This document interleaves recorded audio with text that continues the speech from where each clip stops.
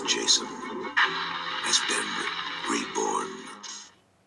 Hello everybody, welcome back to Screenstars. I'm here today to bring you my review for the 1985 horror sequel, Friday the 13th Part 5, A New Beginning. This one is directed by Danny Steinman, and it stars Melanie Kinnaman and John Shepherd, and lots of other people. Right, okay, this time round, guys. Okay, on the last one, it was the end of Jason, basically, and this time round, it's set 5 years later, and Tommy is all grown up, who we saw in the last film. And he is, in a pretty bad place psychologically after everything he went through in the last film, and he can't. He gets sent to a home for teenagers with problems, I suppose you could call it. And wouldn't you know it, it's kind of out in the woods, out in the sticks, and yeah, Jason seems to be back. Or is it Jason? There is a killing takes place on the premises, and then following that, everybody seems to be turning up dead. It then becomes, as usual, a fight for survival to stay alive. Right. What are my thoughts on Friday the 13th, Part 5, A New Beginning? Well, this is easily the worst one yet. I don't think that's really going to surprise anybody that's watching this who knows anything about this franchise. And, as I've mentioned before in my previous reviews, this franchise I don't know a lot about. I'm visiting all these films pretty much for the first time. I've seen clips of many of them here and there and extended scenes and all that kind of stuff, but I've never seen any of them all the way through. So I'm kind of watching them and reviewing them in sequence, of course.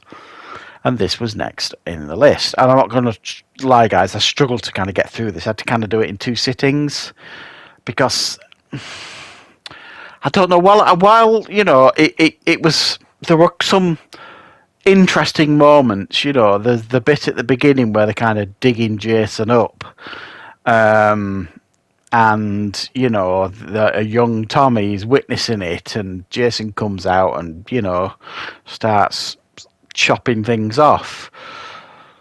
That's the movie I wanted, but no, we don't get that. We get this weird attempt to pivot away from Jason in this film, because surprise, surprise, guys, he's not in this film.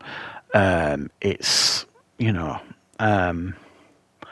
somebody, if you like, imitating Jason. And the idea was that they wanted to move away from Jason, hence the title, A New Beginning. And Tommy was going to be the new Jason, as you kind of see at the end of this film. But it went down like a flat fart, really, this one, with the fans. And they all demanded Jason's return, which obviously we get in the next film.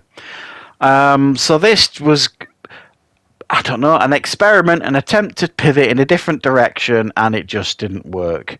Now, I can understand that, I really can, because I struggled with this one. But essentially, even though the killer isn't Jason, it might as well be Jason, because he's dressed like Jason, moves like Jason, kills like Jason, etc., etc., etc. But it isn't Jason, and you can't get that out of your head when you're watching it. And I'm not kidding, guys.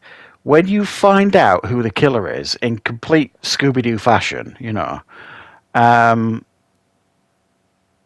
you'll be absolutely gobsmacked as to who it is. It's about as interesting a reveal as me taking my socks off. I mean, it was just...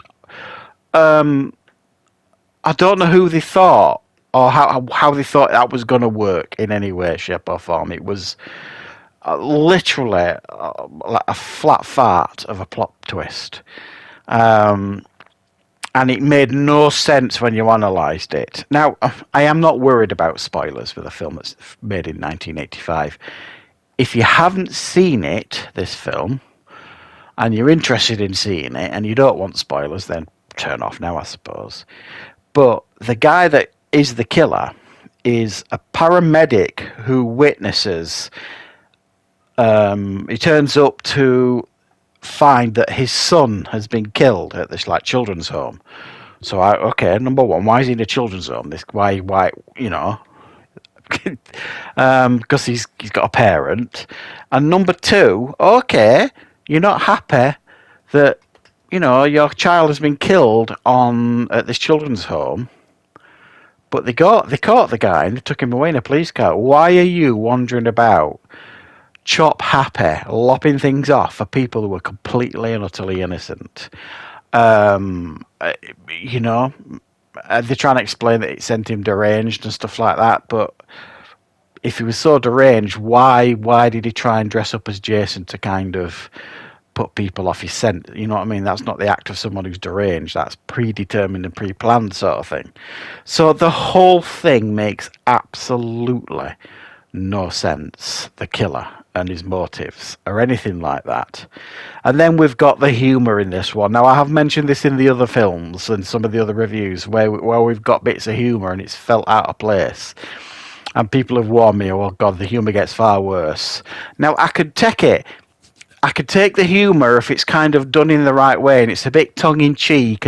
Because I know as these films go on, they get cheesier and cheesier and dafter and dafter. But the humour in this is just abysmal. I mean, and some of the characters that they portray in this film, they're like, well, they're not real people in any way, shape, or form, and I don't know who wrote them. Were the infants that wrote some of these characters in this film? And then you've got other obvious things. You've got Jason, or this guy dressing up as Jason, wandering about, chop happy sort of thing, lopping things off, but he's got the mask on and he's bald at the back. It didn't make sense to me that unless he was, I don't know, he might have been wearing like a full face mask as well as a hockey mask, which would make no sense at all. But you could literally go through and like tick off all the stuff that don't make sense in this film, and it all adds up to a very, very unsatisfying experience, unfortunately. And even when you watch the trailer even spoils the ending. I mean, it's absolutely baffling. The decisions that went into this are absolutely baffling. It's not a good attempt at doing a Friday the 13th film. It's not even a good attempt at doing a slasher film. I'm looking forward to kind of cleansing my palate of this one and having a go at the next one where Jason returns, and I'm actually quite looking forward to that one, guys. So let me know in the comments what your thoughts are on this Friday the 13th. Do you agree with me? Is this the worst one so far? Is this the worst one in the franchise? Let me know. Warn me if there's worse coming up. I really, really hope there isn't. So thanks for joining me for this review, everybody.